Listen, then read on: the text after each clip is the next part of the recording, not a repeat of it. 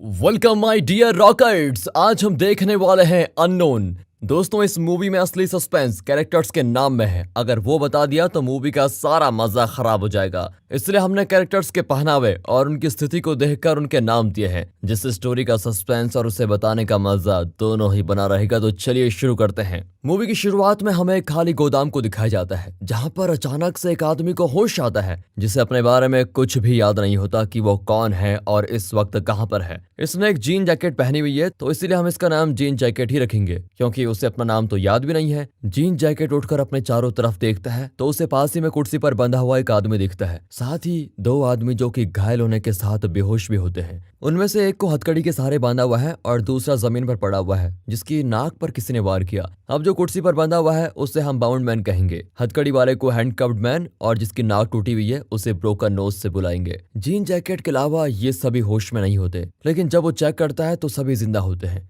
ये देखकर वो जल्दी से दरवाजे की तरफ बढ़ता है, जिसे एक सीक्रेट कोड से लॉक किया गया होता है। बाहर देखने पर उसे पता चलता है कि ये एक सुनसान इलाका है। जब कोई होश में नहीं आता तो जीन जैकेट पानी पीने के लिए बाथरूम में जाता है, जहां शीशे में वो खुद को भी नहीं पहचान पाता। तभी उसको बाहर से फोन की घंटी सुनाई देती है, जिसे उठाने पर कोई जीन जैकेट से कहता है, तुम कहीं जाना नहीं क्योंकि चारों तरफ पुलिस फैल गई है और मैं कुछ ही देर में वहां पर पहुंचने वाला हूं। अब जीन जैकेट उससे कुछ पूछ पाता, इससे पहले वो कॉल काट देता है। इसके बाद जीन जैकेट देखता है कि वहां पर दो चेयर्स और रस्सी पड़ी हुई है, यानी कि यहाँ और भी लोगों को बांधा गया होगा। इसके साथ ये सीन एक स्टेशन की तरफ मुड़ जाता है और वहां हम एलिजा नाम के एक महिला को देखते हैं, जो कि कुछ डिटेक्टिव्स के कहने पर वहां के एक लॉकर में पैसों से भरा बैग रख देती है। असल में एलिजा का पति विलियम एक बहुत ही बड़ा बिजनेसमैन है, जिसका किसी ने किडनैप कर लिया है और उसी को छुड़ाने के लिए एलिजा ये सब कुछ कर रही है, ताकि उस शख्स को पकड़ा जा सके जिसने एलिजा को ये पैसे रखने के लिए बुलाया है। कहानी वापस जीन जैकेट की तरफ मुड़ती है, जहां वो देखता है कि बाउंड मैन को होश आ गया है, मगर उसे भी कुछ याद नहीं होता कि वो कौन है और कहां पर है। पर वो जीन जैकेट से विनती करता है कि मुझे खोल दो, जिसे जब जीन जैकेट खोलने के लिए आगे बढ़ता है, तभी वहां पर एक रेंचर शर्ट पहना हुआ आदमी जीन जैकेट को ऐसा करने से रोकता है और कहता है कि हम सभी खुले हैं और ये बंधा हुआ है, जिसका ये साफ मतलब है कि यह हमारे साथ नहीं है, इसलिए इसे आजाद करना हमारे लिए खतरा साबित हो सकता है। यहाँ रेंचर शर्ट की बात करें तो वो अभी तक अंदर के कमरे में बेहोश था। उसे भी अपने बारे में और अपना बीता हुआ हाल क्या है कुछ भी याद नहीं होता। अब रेंचर शर्ट और जीन जैकेट यहाँ से बाहर निकलने के बारे में काफी कुछ सोचते हैं। इसी बीच हैंडकफ्ड मैन यानी कि हथकड़ी वाला आदमी उसे होश आ जाता है। इन्हीं की तरह उसे भी कुछ याद नहीं है, लेकिन वो ऊपर लटका हुआ होता है, जिसे खोलने के लिए रेंचर शर्ट और जीन जैकेट उसकी हथकड़ी को खोलने के लिए चाबी ढूंढने लगते हैं, जो उन्हें कहीं नहीं मिलती। वो दोनों नीचे पड़े हुए ब्रोकन नोज की तलाशी लेने लग जाते हैं, शायद उसी के पास हथकड़ी की चाबी हो। अब तलाशी लेने के दौरान अचानक से ब्रोकन नोज को होश आ जाता है और वो इन दोनों पर हमला करता है, जिसे जीन जैकेट किसी तरह संभालता है और कहता है कि घबराओ नहीं, उस आदमी की हथकड़ी की चाबी तुम्हारे पॉकेट में ढूंढ रहे हैं। बस क्या तुम्हें याद है कि तुम यहाँ कैसे पहुंचे और तुम्हारा ये हाल किसने किया और तुम हो कौन? अब वो भी इन सब की तरह पूरा ब्लैंक होता है, उससे भी कुछ याद नहीं रहता। रेंचर शर्ट देखता है कि वहां एक गैस सिलेंडर पड़ा हुआ है, जिसका लॉक ओपन है। उसे देखकर वो जीन जैकेट से कहता है कि हो सकता है इस गैस की वजह से हमारी याददाश्त चली गई हो। अब हमें पहले यहाँ से निकलने का रास्ता ढूंढना होगा। दूसरी ओर डिटेक्टिव एंडरसन ने उस लॉकर पर बिल्कुल नजरें जमा के रखी हुई है, जिसमें एल्जा ने पैसों का भरा बैग रखा था। तभी लॉकर के पास एक सफाई करने वाला आदमी आकर खड़ा हो जाता है, जिसको खड़ा देखकर एंडरसन उसे पकड़ लेता है। वो एंडरसन के पूछने पर बताता है कि मुझे यहाँ खड़े होने के लिए एक आदमी ने $20 दिए थे। जो सुनकर जब एंडरसन उस लॉकर को खोलता है तो उसमें से पैसे गायब होते हैं, क्योंकि किसी ने लॉकर के अंदर बेसमेंट से ही ड्रिलिंग करके वो बैग निकाल लिया। ये देखकर एंडरसन तुरंत बेसमेंट में पहुंचता है, जहां वो एक आदमी से टकराता है जिसने बड़े अजीब जूते पहने हैं और उसके पास बैग भी है। मगर इससे पहले एंडरसन उसे पकड़ पाता, वो आदमी वहां से निकल जाता है। हालांकि इन लोगों ने बैग में ट्रैकर लगाया हुआ था, जिससे इन्हें उस आदमी की लोकेशन मिल रही होती है। उसे ट्रैक करते हुए एंडरसन उस जगह पहुंच जाता है जहां उस आदमी ने विलियम को रखा हुआ है। फिर एंडरसन तुरंत डिटेक्टिव के साथ उस आदमी के पीछे जाता है। यहाँ इनको समझ में नहीं आता कि ये बाहर कैसे निकले। यहाँ से जितना भी बाहर दिख रहा है वो पूरा सुनसान जगह नजर आ रही है। तभी रेंचर शर्ट जीन जैकेट से कहता है कि तुम सबसे पहले उठे, क्या तुम्हें कुछ भी याद है तुमने यहाँ क्या देखा? जीन जैकेट उसे बता ही रहा होता है कि तभी ऊपर लटका हैंडकफ्ड मैन रेंचर शर्ट से कहता है, तुम इसे उस फोन कॉल के बारे में क्यों नहीं पूछते जो इसने होश में आते ही उठाया था। जीन जैकेट कहता है कि असल में उस पर जिसका भी कॉल आया था उसने बोला कि वो जल्दी मुझसे मिलेगा। बाकी मैं आप लोगों को इसके बारे में बताना ही भूल गया। हो सकता है कि उसका कॉल अभी दोबारा आ जाए, क्योंकि उस समय मैं उससे कुछ पूछ नहीं पाया। यहाँ ब्रोकन नोज को जीन जैकेट पर शक हो रहा होता है, लेकिन कुछ भी कह पाना मुश्किल है कि कौन किसके साथ है और कौन अच्छा है या बुरा। वो फिलहाल यहाँ से निकलने के लिए वहाँ रखे फोन से पुलिस को कॉल करने जाता है, जो देखकर रेंचर शर्ट फोन को डिस्कनेक्ट कर देता है और कहता है तुम्हें किसी को भी कॉल करने से पहले ये आकर देखना चाहिए। तीनों जाकर देखते हैं तो वहां इनको एक सिक्योरिटी गार्ड की लाश मिलती है, जिसके बैच पर किसी कंपनी का लोगो है। अब रेंचर शर्ट ब्रोकन नोज और जीन जैकेट से कहता है कि हमें कुछ भी याद नहीं। अगर हम में से किसी ने इसे मारा होगा तो पुलिस को कॉल करके हम फंस जाएंगे। अब वो दोनों बंद हैं और हम आजाद हैं। इससे तो यही लग रहा है कि हम तीनों साथ ही हैं। इसके बाद इन्हें एक पेपर मिलता है जो कि आज ही के दिन का लग रहा है। उस पेपर में खबर छपी है कि संडे यानी कि 2 दिन पहले एक कंपनी के पार्किंग एरिया में अमीर बिजनेसमैन विलियम और उसके सलाहकार रिचर्ड की कार मिली, यानी कि उन्हें इसी जगह से किडनैप किया गया है। ये पार्किंग एरिया उसी कंपनी का होता है जिसका लोगो और नाम इन्हें उस सिक्योरिटी गार्ड के कपड़ों पर दिखा था। इसका मतलब साफ है कि इन पांचों में ही किन्हीं 2 का नाम रिचर्ड और विलियम है, जो कोई भी हो सकता है। और बाकी के 3 किडनैपर अब ये जो भी थे, इन्हें यहाँ से पहले बाहर निकलना है, क्योंकि न्यूज़पेपर के मुताबिक ये सब पूरे 2 दिन से यहाँ पर हैं। इसलिए तीनों साथ में मिलकर बाहर निकलने की पूरी कोशिश करते हैं। हालांकि इस बीच ब्रोकन नोज को याद आता है कि वो असल में रिचर्ड है और उसे विलियम यानी रेंचर शर्ट के साथ किडनैप किया गया था। उधर बाउंडमैन कुर्सी पर बंधे होने के बाद वहां पड़ी हुई गन उठाने की कोशिश करता है, जिसे जीन जैकेट देखकर वो गन अपने पास रख लेता है। अब ब्रोकन नोज की याददाश्त वापस आने लग जाती है और वो रेंचर शर्ट से कहता है तुम ही विलियम हो और मैं तुम्हारा सलाहकार रिचर्ड। हमें किसी तरह मिलकर जीन जैकेट से गन छीननी होगी,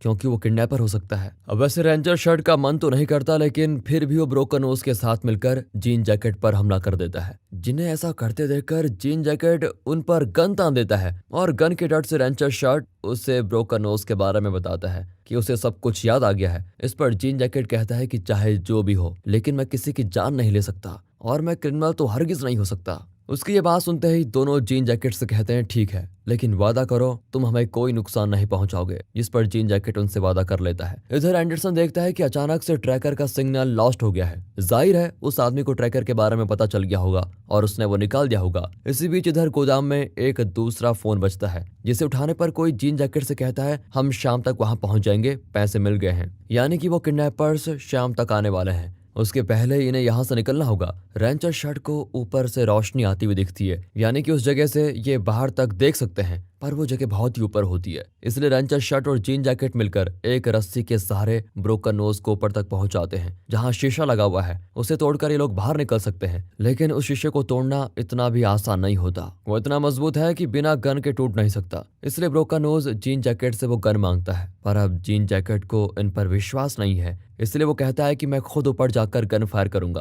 ब्रोकन नोज नीचे आता है और रेंचर शर्ट के साथ मिलकर वो जीन जैकेट को ऊपर पहुंचाता है, जो कि जैसे ही फायर करता है वैसे ही डिसबैलेंस होकर नीचे गिर जाता है, क्योंकि इस दौरान उसे याद आ गया है कि वो किडनैपर्स के साथ है। ये बात वो किसी से नहीं कह सकता। अब उसने गन वहीं पर छोड़ दिए और कांच भी नहीं टूटा। इस पर ब्रोकन नोज तो उसे सुनाने लग जाता है, लेकिन यहाँ रेंचर शर्ट जीन जैकेट का साथ देता है और उसकी मरहम पट्टी भी करने लगता है, जो देखकर ब्रोकन नोज गुस्से में जाकर बाउंडमैन को खोल देता है। इधर रेंचर शर्ट को भी याद आ गया है कि वो विलियम है और वो जीन जैकेट को रिचर्ड समझकर उसका साथ दे रहा है, मगर सच्चाई तो कुछ और ही है। तभी अचानक से बाउंडमैन जीन जैकेट पर हमला कर देता है, क्योंकि उस समय जीन जैकेट ने उसे आजाद नहीं किया था। यह देखकर रेंचर शर्ट उसे संभालता है। इसी दौरान हैंडकफ्ड मैन जीन जैकेट से कहता है कि मेरा एक बचपन का दोस्त था जो हमेशा मेरा साथ देता था, मुझे वही याद आ रहा है, मुझे ऐसा लगता है कि तुम वही हो। लेकिन जीन जैकेट इस बात से इनकार कर देता है, जिस दौरान हैंडकफ्ड मैन की मौत हो जाती है, क्योंकि उसे गोली लगी थी। अब शाम होते ही किडनैपर्स आने वाले हैं, इसलिए ब्रोकन नोज बाउंडमैन के साथ मिलकर उस गन को नीचे उतारता है। तभी उन्हें बाहर एक बच्चा और उसके पिता दिखते हैं, जिन्हें ये लोग आवाज देकर बुलाने की कोशिश करते हैं और वो इनकी आवाज को सुनने के बावजूद यहाँ से भाग खड़े होते हैं। अब ये प्लान भी इनका काम नहीं करता, तो ये लोग फैसला करते हैं कि जो भी दरवाजे से अंदर आएगा हम मिलकर उस पर हमला करेंगे और इसी दरवाजे से भाग जाएंगे, क्योंकि अब बहुत ही जल्दी शाम होने वाली है। इधर अब सीनियर डिटेक्टिव एंडरसन से कहते हैं कि तुम अपने साथी के साथ एक गोदाम के पास जाओ, जहाँ के बारे में हमें एक इंसान और उसके बेटे ने बताया, जहाँ हो सकता है कि रिचर्ड और विलियम वहीं हो और उनके साथ हमारा एक अंडरकवर ऑफिसर भी है। पता नहीं वो जिंदा होगा या मर गया होगा, उसका भी ध्यान रखना। ये जानकारी मिलते ही एंडरसन अपने साथी के साथ वहां के लिए रवाना हो जाता है। इधर वही बूट वाला आदमी जो डिटेक्टिव को चकमा देकर पैसे लेकर भाग गया था, वो गोदाम में पहुंचता है। अब इसका भी कोई नाम नहीं बताया गया, तो इसे हम बूट्समैन कहकर बुलाएंगे। कोई भी अंदर आता है तो बाउंड मैन उसकी तरफ ड्रम लुढ़काने वाला होता है, पर उसे अपने हाथ का घाव देखकर याद आता है कि वो असल में किडनैपर के साथ है, क्योंकि ये जख्म उसे गोदाम के पीछे एक गड्ढा खोदने के दौरान हुआ था। फिर वो उस ड्रम को जीन जैकेट की तरफ लुढ़काता है,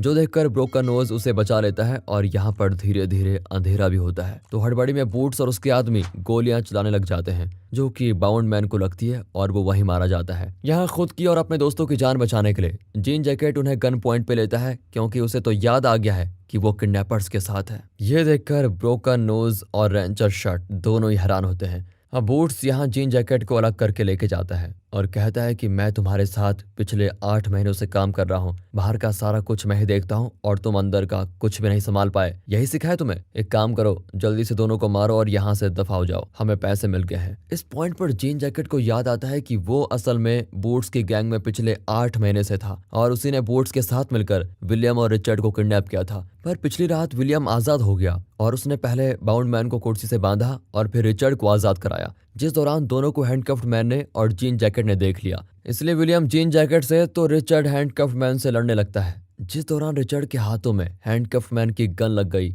और वो हैंडकफ्ड पर गोली चला देता है। उन्हीं की इस लड़ाई के कारण ऊपर रखा सिलेंडर नीचे गिर जाता है और उसमें से गैस लीक होने लगती है। इसी बीच विलियम जीन जैकेट से जूझ रहा था तो हैंडकफ्ड मैन को रिचर्ड ने पाइप से हथकड़ी लगा दी थी और इससे पहले वो विलियम की मदद कर पाता, उस गैस के कारण वो सभी बेहोश हो गए। अब यहाँ अपनी जान बचाने के लिए जीन जैकेट ब्रोकन नोज और रेंचर शर्ट यानी कि रिचर्ड और विलियम को गड्ढे के पास ले जाकर मारने के लिए उन पर गन तानता है, जो देखकर विलियम कहता है कि तुम ऐसा नहीं कर सकते। जीन जैकेट का जवाब होता है कि अगर मैं तुम्हें नहीं मारा तो वो मुझे मार देगा। इतना कहकर वो गोली चला देता है। हालांकि जब बूट्स आकर देखता है तो उसे वहां ना तो रिचर्ड की लाश मिलती है और ना ही विलियम की। ये देखकर बूट्स जीन जैकेट से कहता है कि तुमने अपनी औकात दिखा दी ना, मुझे आज ही तुम्हारे बारे में पता चला कि तुम एक अंडरकवर एजेंट हो, इसलिए मैं तुम्हें टेस्ट कर रहा था और अब तुम भी मरोगे। यहाँ हम फ्लैशबैक के जरिए देख पाते हैं कि जीन जैकेट असल में डिटेक्टिव है, जिसकी इकलौती बेटी की जब मौत हो गई तो वो अंडरकवर एजेंट बन गया। अब बूट्स इससे पहले जीन जैकेट को मार पाता, पीछे से रिचर्ड आकर उसे रोकता है और बूट्स यहाँ रिचर्ड को गोली मार देता है। उसे मारकर जैसे ही वो जीन जैकेट को मारने जाता है, पीछे से बूट्स को विलियम शूट कर देता है, जिससे उसकी मौत हो जाती है। जिसके बाद वहां एंडरसन और पुलिस फोर्स को उस जगह पर देखते हैं, जिस दौरान विलियम जीन जैकेट का शुक्रिया अदा करता है। तभी वहां पर विलियम की पत्नी एल्जा भी आती है, जिसे देखकर जीन जैकेट को याद आता है कि उसका एल्जा के साथ अफेयर था और एल्जा ने ही जीन जैकेट को अपने पति को किडनैप करके उसे मारने के लिए बोला था, ताकि उसके पति की दौलत भी एल्जा की हो जाए और वो जीन जैकेट के साथ खुशी खुशी जिंदगी बिता पाए। यही कारण था कि जीन जैकेट ने बूट्स के साथ इस किडनैपिंग को अंजाम दिया। उसका प्लान सिर्फ विलियम को किडनैप करने का था, ना कि रिचर्ड को। लेकिन अब जीन जैकेट का मन इस काम को अंजाम करने का नहीं करता, क्योंकि वो किसी को मारना नहीं चाहता। यहाँ तक कि जब उसकी याददाश्त चली गई थी तो जीन जैकेट ने तब भी कुछ गलत नहीं किया, क्योंकि अंदर से वो क्रिमिनल नहीं है। यानी कि अगर याददाश्त ना गई होती तो शायद जीन जैकेट सही फैसला नहीं कर पाता। अब उसे काफी अफसोस है और आखिर में विलियम अपनी पत्नी एल्जा का इंट्रोडक्शन जीन जैकेट से करवाता है। और इसी के साथ दोस्तों ये मूवी यहाँ पर खत्म होती है और आपसे गुजारिश है हमारे दूसरे चैनल मूवीज वेदर को सपोर्ट कीजिए। बाकी अगर आपको वीडियो अच्छी लगी हो, स्टोरी अच्छी लगी हो, लाइक कीजिए, चैनल को सब्सक्राइब। मिलते हैं अगली वीडियो में, तब तक के लिए गुड बाय, अपना ख्याल रखिए and finally thanks for watching.